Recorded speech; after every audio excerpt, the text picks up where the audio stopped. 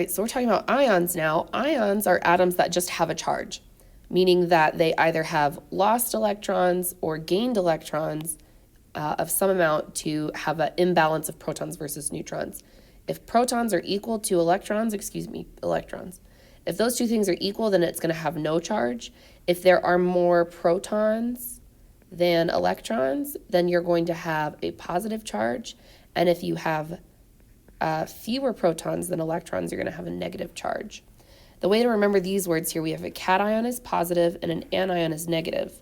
The way that I remember these is that cation has a T in it, and a T is like a little plus sign. An anion has two N's, N for negative.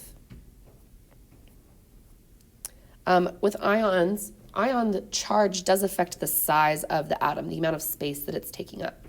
So we kind of have this tug of war going on. If we've got an electron here and it's attracted to a proton right here, then they can't touch, but they are attracted to each other. But the distance between the two is going to depend on how balanced they are.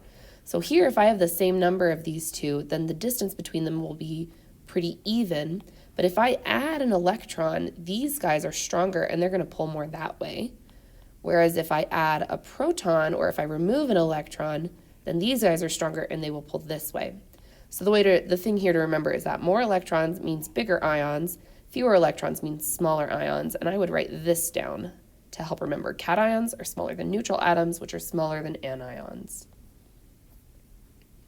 Last thing I want you guys to see here is atomic radius. Notice that the smallest, the one that takes up the least room, is helium. Again, we have this pattern of shielding effect and electronegativity going on here. Your atomic radius gets smaller as you approach, this time helium rather than fluorine, but the two are very close to each other. So it's the same general pattern. Cesium is huge, whereas helium is teeny tiny.